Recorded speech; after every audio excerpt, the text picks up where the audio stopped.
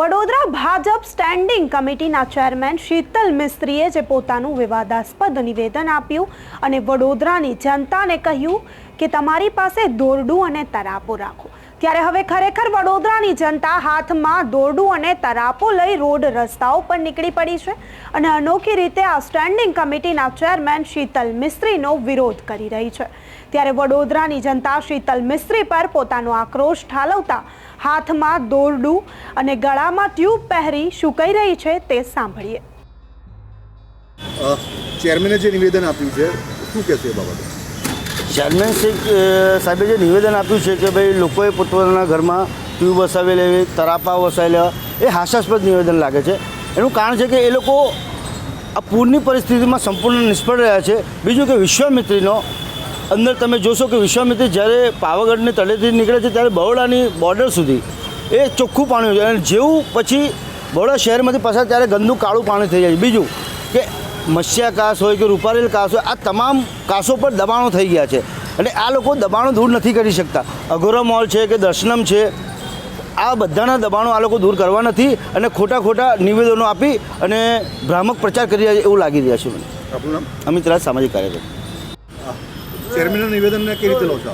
ચોક્કસથી જે ચેરમેન સાહેબે જે નિવેદન આપ્યું છે એ એકદમ હાસ્યાસ્પદ છે, કારણ કે વડોદરા શહેરની અંદર 3 દિવસ સતત પૂરના પાણી ફરી વળ્યા। લોકો જે નાના બાળકો હોય, મહિલાઓ હોય, વૃદ્ધો હોય, આ તમામ લોકો પાણી માટે સાથે જમવા માટેની વ્યવસ્થા માટે લોકો તડપી રહ્યા હતા। તે વખતે આ જ નેતાઓ, આ જ અધિકારીઓ જે લોકો ટીવી પર, સ્ક્રીન પર જોઈ અને મશગુલ રહેતા હતા અને નાગરિકોની વાર ના આવ્યા અને હાલમાં જે આ રીતના નિવેદનો આપે છે, તો અમારી ખાસ માંગણી એક જ છે કે જો સાહેબ વડોદરા શહેરના મેયરશ્રી, કમિશનરશ્રી, ચેરમેનશ્રીને ગાડી ચલાવતા ના આવડતું હોય તો સ્ટેરિંગ છોડી દેવું જોઈએ, એટલે કે રાજીનામું આપી દેવું જોઈએ। અમે એવી અમારી માંગ છે।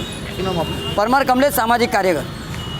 અતુલભાઈ, ચેરમેનના નિવેદનને કેવી રીતે વિરોધ કર્યો? ચેરમેન સાહેબે જે નિવેદન આપ્યું છે કે વડોદરા શહેરની જનતાએ દોરડા, આ રીતના ટ્યુબ અને તરાપા હવે રાખવા પડશે, તો આ નિવેદનને અમે વખોડીએ પણ છે અને બીજી બાજુ કહી શકીએ છીએ કે 30 વર્ષનું શાસનમાં વડોદરા શહેરને પીવાનું ચોખ્ખું પાણી નથી મળ્યું, ડ્રેનેજની વ્યવસ્થા નથી મળી, રોડ રસ્તા સારા નથી મળ્યા અને 30 વર્ષમાં ફક્ત ભ્રષ્ટાચાર આંચ્યો છે।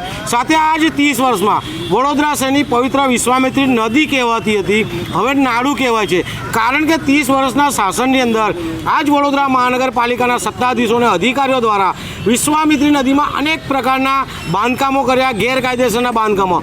અઘોરા મોલ લઈ લો, સયાજી હોટલ લઈ લો, સાથે વડોદરા મહાનગરપાલિકાના નગરસેવકોના બંગલા લઈ લો, બીજી બાજુ ગેબ્રિજ નાખીને જે નદી હતી એને નાળું કરી દીધું છે। તો આ નાળું થવાના કારણે જે વરસાદના પૂરના પાણી આવ્યા, મારા ઘરમાં આવ્યા, તમારા ઘરમાં આવ્યા, ગરીબના ઘરમાં આવ્યા, અમીરના ઘરમાં આવ્યા, તમામ લોકો અત્યારે તબાહ થઈ ગયા છે। જે પૂરના પાણીથી લોકોને પીવાનું શુદ્ધ પાણી 2 દિવસ નહીં મળ્યું, તરાપા નહીં મળ્યા, એટલે ક્યાંક સુવિધાઓ આપવાની જગ્યાએ ચેરમેન જ્યારે આવા નિવેદન આપતા હોય ત્યારે અમે એમનો વિરોધ કરી રહ્યા છીએ। બીજી બાજુ વડોદરા શહેરના વકીલ મિત્રોને વિનંતી છે કે વડોદરા મહાનગરપાલિકા જો પ્રાથમિક સુવિધા આપવાથી વંચિત રહેતી હોય તો સુપરસીડ થાય તેવા પ્રયાસ કરવામાં આવે। વડોદરા શહેરની જનતાને પણ વિનંતી છે કે રામજીના નામે આવેલા, મોદીજીના નામે ચરીને આવેલા આવા સત્તાધીશો જો આપણને મળતા હોય તો આપણે સત્તાધીશોને તાત્કાલિક દૂર કરવા જોઈએ અને વહેલામાં વહેલી આ વડોદરા મહાનગરપાલિકા સુપરસીડ થાય તેવા પ્રયાસ વડોદરા શહેરની જનતા કરે તેવી અમારી માંગ છે।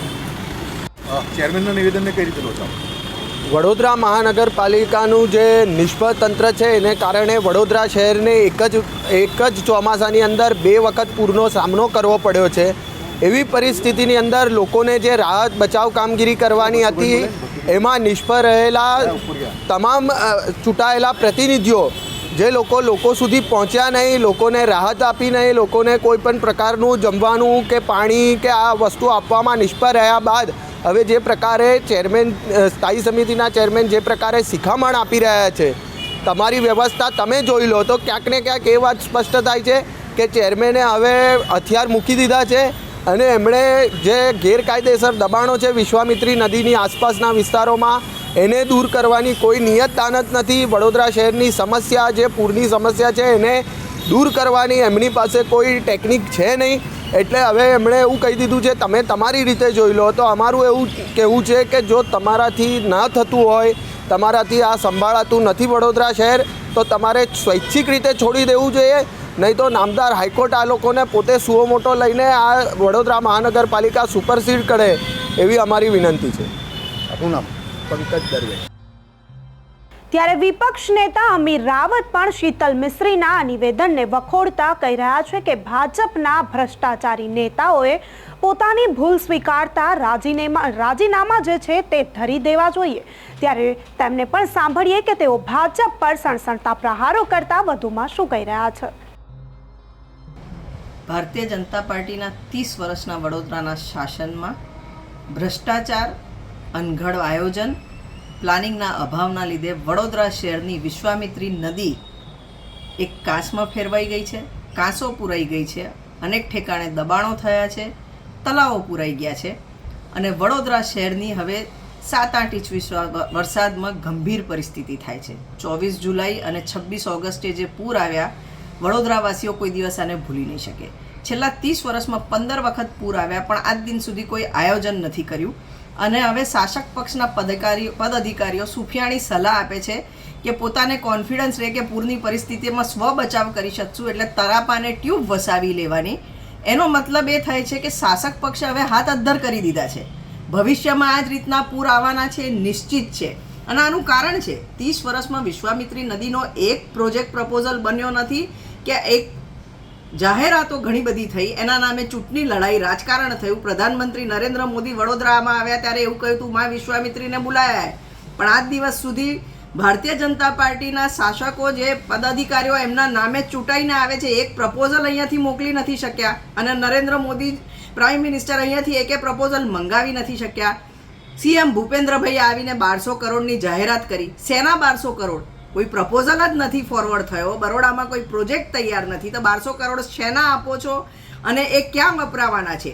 જો સાચે વડોદરા માટે કંઈ કરવું હોય તો એના દબાણો ખોલવાની જરૂર છે, પણ સામે અત્યારે તો બીજી 3 લાખ ચોરસ મીટર જગ્યાને ઝોન ફેર કરી અને નદી કિનારે રેસિડેન્શિયલ ઝોનમાં કન્વર્ટ કરવાની દબાણ આવી રહ્યું છે અને એમાંથી 75,000 ચોરસ મીટરનું તો નોટિફિકેશન બી બહાર પડ્યું. એનો મતલબ આવનાર દિવસમાં પૂરની પરિસ્થિતિ આનાથી વધુ ગંભીર થવાની છે અને કદાચ એટલે જ આ બધું તાગ મેળવીને ડૉક્ટર શીતલ મિસ્ત્રીએ આવું સ્ટેટમેન્ટ આપ્યું હશે એવું અમને લાગે છે ને આના પરથી ફલિત થાય છે કે બરોડાના નાગરિકો હવે સમજવાની જરૂર છે કે શાસક પક્ષે હાથ અદ્ધર કરી દીધા છે.